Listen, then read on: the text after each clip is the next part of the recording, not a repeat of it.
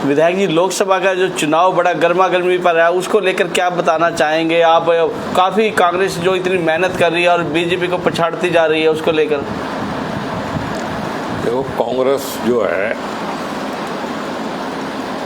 वो पूरे देश में बहुत स्पीड से जनता के बीच में गई है और वैसे ही जनता ने एक्सेप्ट किया है।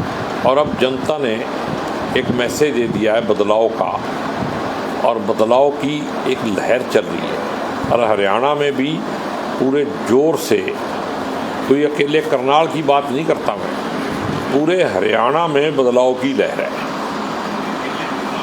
तो विधायक जी, बुद्धि राजा जो दिवांशु बुद्धि राजा जो कहते हैं बाहरी कैंडिडेट आया है करनाल के अंदर, उसको लेकर पहले जो मतदाता उनको कुछ कहना चाहेंगे आप, जो लोगों के अंदर एक गलत फहमी पाली हुई है लोगों के बीच?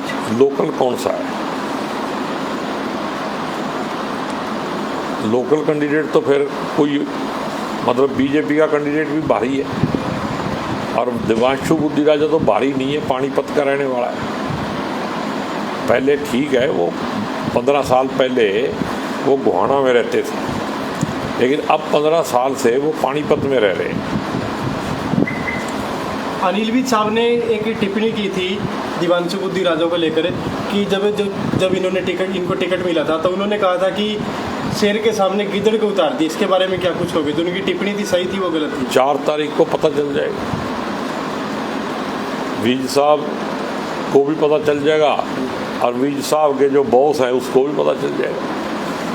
सर, देखा जा रहा है कई जो बड़े नेता हैं कभी किसी कांग्रेस में जाते हैं, कई भाजपा में आते हैं, जैसे अशोक तंवर जैसे नेता हैं जिनको काफ़ी अभी पब्लिक ने उनको काफ़ी, जिसमें एक उनका विरोध भी हुआ काफ़ी, उसको लेकर भी बताएंगे। ऐसे काफ़ी नेता देखो, ऐसा है, हर आदमी का स्वभाव है।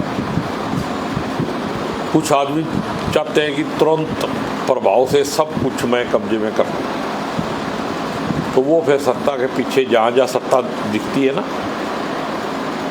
जहाँ जहाँ उनको लगता है सत्ता इधर जा रही है, फिर उधर ही भाग जाते हैं। कांग्रेस के कितने लोग भाग गए बीजेपी। अब कांग्रेस जब पावर में आएगी फिर सारे वापस आ जाएंगे, फिर कहेंगे घर वापसी कर। तो ये चलता रहता है, इलेक्शन के बीच में ऐसा दौर चलता है। हालांकि ये चलना नहीं चाहिए। आप जिस पार्टी में हो, कमिटमेंट अगर आपकी है, अगर विचारधारा के प्रति आपकी कमिटमेंट है, तो आपको वही रहना चाहिए। विधायक जी, जो 3 आज़ाद विधायक थे उन्होंने भी भाजपा से अपना पीछा छुटवा लिया, उनको भी समर्थन छोड़ दिया, तो उसके लिए डूबते जहाज में कोई नहीं चढ़ता। वो इंडिपेंडेंट थे, जब तक उनको फ़ायदा मिला, सरकार चल रही थी किया। जब उन्होंने देखा भी जहाज डूब रहा है, कूद गए दूसरे में। जो कल एक प्रेस कॉन्फ्रेंस की गई थी, करनाल के जितने भी जिला परिषद के सदस्य थे, कम से कम 24 जिला परिषद के सदस्य थे, पहले वो कांग्रेस का साथ दे रहे थे, लेकिन रातों रात एक मीटिंग हुई बीजेपी के साथ, उसके बाद बीजेपी का दामन थामा सभी जिला परिषद। क्या उनकी जो उनको सेवाएं दी गया, उनका लालच दिया गया हो?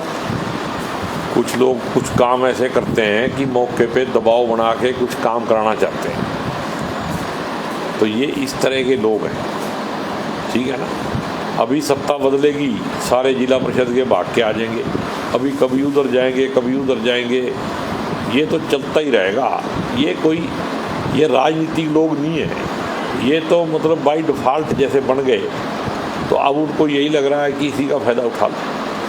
कांग्रेस की तरफ रुख करें जो लोग, ज़्यादातर कांग्रेस में जा रहे हैं। कांग्रेस अब जिसकी चढ़ दिकड़ा होगी उसी में जाएंगे। नहीं, जो अब ऐसे भी बता रही है बीजेपी वाले कि जितने भी गांव के सरपंच है सभी के सभी बीजेपी को समर्थन देंगे अभी। और दे देंगे।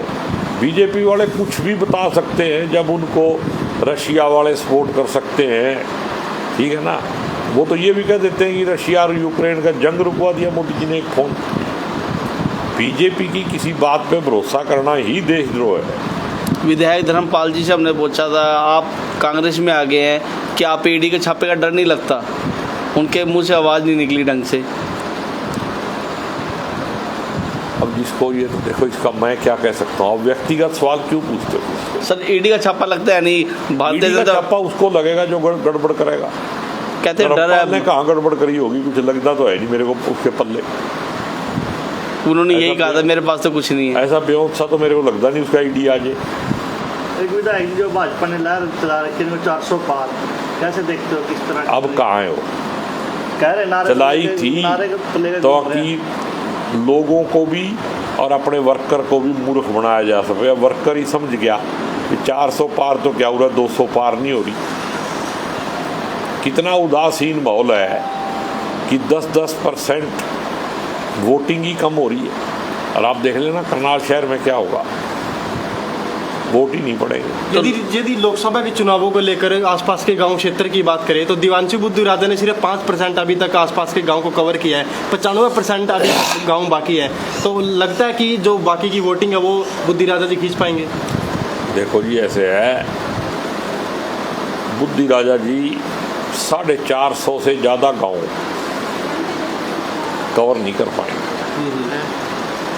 और इतने गांव रह जाए। ये कांग्रेस के कार्यकर्ताओं की जिम्मेदारी है कि बाकी के गांव में जाके वहाँ के लोगों को, वहाँ के वोटर को न्योंदा दें। जब बुद्धि राजा को टिकट मिली थी, अनाउंस हुआ था टिकट बुद्धि राजा को मिल चुका है, तो कांग्रेस के काफ़ी ऐसे मेंबर थे जो नाराज हुए कि हमें टिकट क्यों नहीं मिला। ऐसे करनाल में पहले से भी जब दिग्गज नेता बैठे हैं करनाल के। मेरे को तो पता नहीं। देखो, हमने तो रात को 11:30 बजे टिकट अनाउंस हुई थी और सुबह 12 बजे संध में प्रेस कॉन्फ्रेंस करके कह दिया था और उसी दिन बता दिया था भाई खट्टर साहब अब नहीं जीतेंगे, ये नौजवान लड़का है, ये रेस में आगे निकल जाएगा। काफ़ी उन पे इल्ज़ाम भी लगाए जाए, बदमाश है, गुंडा, काफ़ी केस है इनके ऊपर और जल्दी पुलिस इनको गिरफ्तार कर लेगी किसी केस में। खट्टर साहब थोड़े दिन पहले चीफ मिनिस्टर थे। अगर वो पिछले 2-3 साल से गुंडा था, क्रिमिनल था, तो अरेस्ट क्यों नहीं किया? वो तो यहीं घूम रहा था। टोटल पॉलिटिकल केस हैं और नेता पे पॉलिटिकल केस बने तो वो नेता के लिए एक बोनस की तरह काम करता है। तो विधायक जी, आपके हलके में क्या कांग्रेस कितनी पोजीशन पर है? मेरे हलके में सबसे ज़्यादा वोटों से कांग्रेस जीते। सुनने में तो आ रहा है नीलूखेड़ी से ही बड़ी जीत होगी। मैं कह रहा हूँ, मेरे को बाहर का ज़्यादा ज्ञान नहीं है, मैं झूठ बोलता नहीं। नीलूखेड़ी में भी कांग्रेस का बड़ा प्रचार हो रहा है। पूरे के पूरी पार्लियामेंट में दिवांशु बुद्धि राजा जीत रहा है तो फिर चिंता किस बात की? सभी हलकों से जीतेगा। चुनावों को लेकर क्या कुछ वोटिंग की अपील करना चाहोगे? आने वाली 25 तारीख को चुनाव है और तकरीबन 15 दिन रह चुके हैं, क्या कुछ अपील करोगे जनता से? मैं तो यही कहूँगा जनता से भी एक एक वोट की कीमत है। आप सब अपने एक वोट को 1.25 लाख समझ के ना वोट डालें। एक वोट से सीपी जोशी 15 साल पहले राजस्थान में इलेक्शन आ गया था, मुख्यमंत्री बनना था, आज तक मुख्यमंत्री नहीं बन पाया। एक वोट की इतनी कीमत है कि सरकार एक ही वोट से बन सकती है और एक ही वोट से गिर सकती है, रह सकती है। अटल बिहारी जी एक ही वोट से रह गए थे। तो मैं सबसे अपील करूंगा ज़्यादा से ज़्यादा मतदान करें और इस लोकतंत्र को मजबूत करने में सहयोग करें। तो विधायक जी, आने वाला समय कांग्रेस का होगा?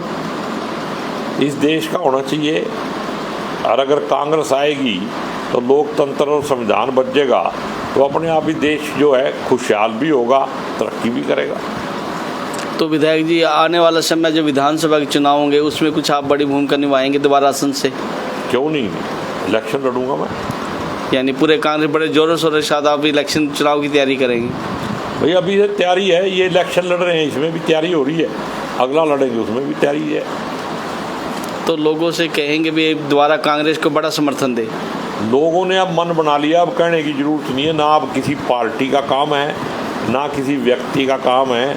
अब जनता वर्सी तानाशाह इलेक्शन है और तानाशाह हारेगा, जनता जीतेगी। यानी बीजेपी को नकारेगी सर जनता? हाथ का पंजा जीतेगा अब की बार, कैंडिडेट की कोई वो नहीं है।